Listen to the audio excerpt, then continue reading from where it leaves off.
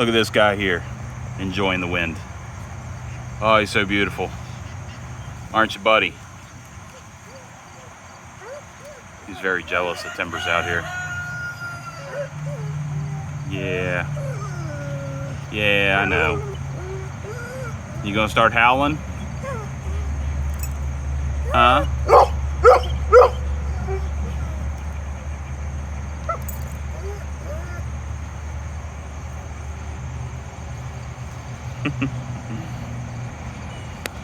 All right, duck shed video, number like 45. There's some geese. Come here, Timber. Come here. So I've made some significant strides. I've made a huge mess. This is not the significant stride, all this mess. But what is now I have lights that work. Now I have a real breaker panel, 6 circuit. It's actually only using 5 because this one goes to the AC unit. I have power for all of my brooders along the side here, and they work. I'm planning on moving my incubator out here, incubators too. So small one will go in the corner here, and the large one that I have the camera in will go next to it, since it has a whole bunch of shit on the side of it that controls it. What else? My cabinets, I've pointed those out like 40 times.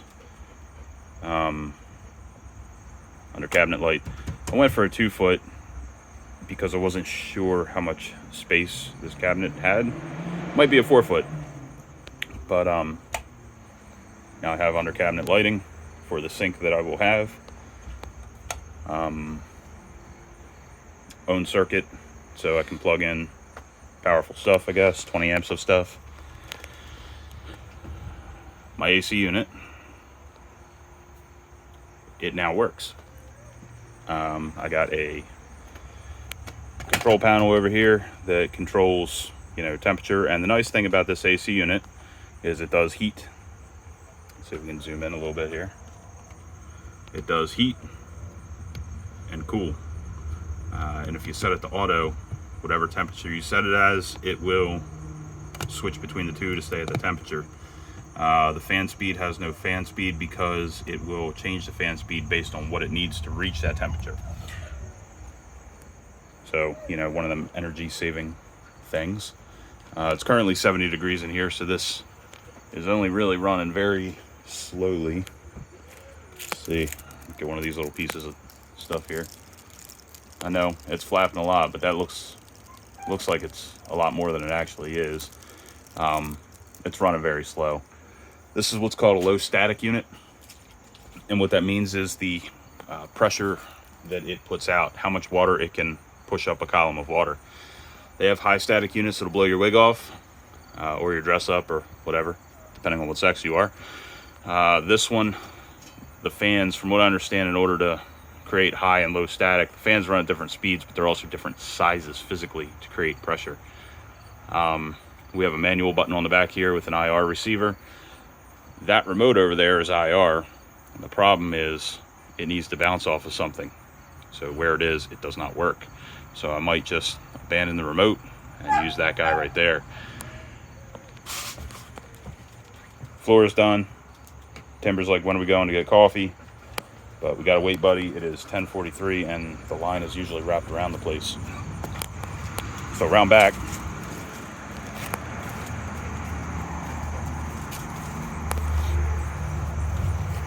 This is the unit. I showed you that it was running in there just a little bit, and it hasn't turned off. You'll notice the blades, the fan blades in here aren't spinning. So what that means is these mini splits are very power efficient. It won't run the fan or the compressor out here if it doesn't need to. And in fact, if I remember right, it uses a linear action or inverter or some stuff like that that makes it run more efficiently in the way of power usage. So this guy will cycle up and down as it needs to in a fashion that saves you money. And even when this thing's out here running, you can't hear it. It is so quiet that I'm not even sure it was on. When I was testing it, I didn't know if it was actually running out here. I wasn't sure if I had it wired correctly or, you know, what was going on. But it runs beautifully. And I got a 4-inch hole in the top there. And you notice that little dong hanging out there. So that's the drain. There's something very important about these drains. Some units require gravity feed. And this is really no exception. However, it has a fancy feature on it. It has a built-in pump. So the pump sits down in the tray and will pump the water out for you. So like me, it can run up over top of the rafter. You get your P-trap to keep water in it, and then it runs out. If you wanted to do gravity drain, these guys right here, there's one on the other side too. You can hook up a PVC tube and drain your water out by gravity. And there's Hawkeye over there sitting on the table, demanding attention. So things left to do. I need to get this refrigerant line up on the ceiling or something. I got 25 feet of it because I wasn't sure exactly how much I needed. And I don't think they sell ones that are smaller. They might have sold 15. I'm not sure, but I wasn't sure where I was putting the unit and how far away this would be, so I just went 25. The other thing left to do, sink. Need to put a sink in, and with the sink comes water, so I need to put water in. I need to drill a much bigger hole in the floor over here so I can get water and data in too. And I was thinking this morning while I was on the throne about how I can fit more birds in here in a more reasonable manner, you know, density wise. So I got my brooders, my drinking troughs, that'll take up each one of these outlets, and I should be able to get 3. I don't know. I got an extra outlet here because originally I was going to put them long ways out this way, but then I'd only have, I don't know, like half the shed or something. They'd come out to here, and it'd be a small walkway. It'd be a real pain.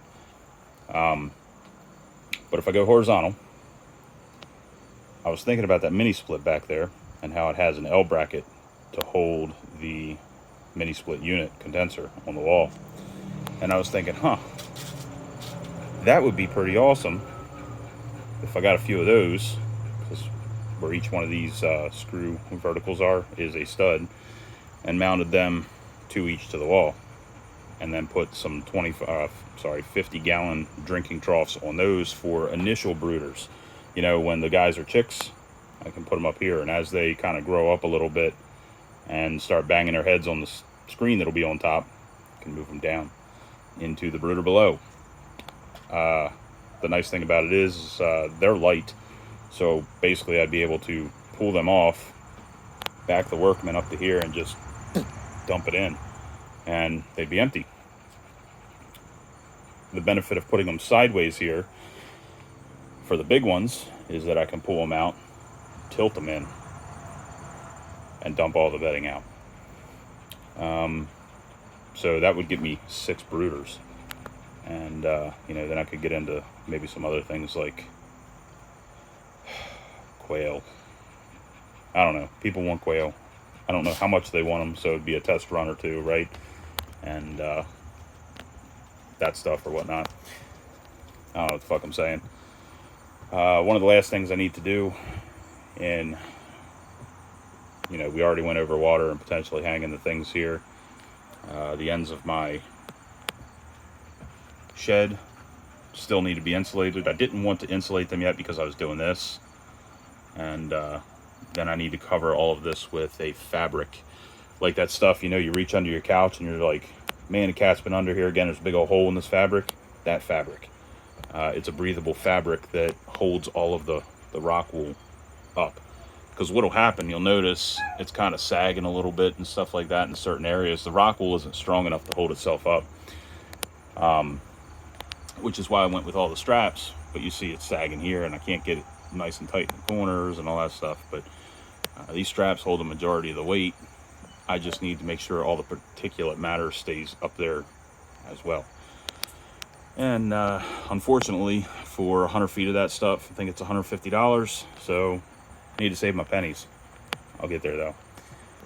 And I think I don't know. I think I'm pretty much, oh, water. I have to run a water line along here. I'm going to use some John Guest fittings and little valves on them to turn them on and off so I can get water into the brooders. I'm going to do a bunch of them so I can plug in at any place for water. You know, if I have the brooders up top, I want to be able to run water into there, and also the guys down below. As time goes on, things will get better, obviously. I was thinking about how to drain them, you know, because the ducks, once they start getting bigger, they dabble more, and they get more water out into the bedding. And I don't know, I haven't quite figured that one out yet. What I really need is like a double trough, a water bowl inside of a much bigger water bowl that's empty to catch the water that they spill. I don't have a whole lot of room in the brooders to make something big and elaborate, and I don't want to take up the whole bottom. I don't know. I'll figure it out. I just need a drinker inside a much bigger bowl, and that should solve it. But one final thing that looks sketchy as hell, and that's because it is. So what that is a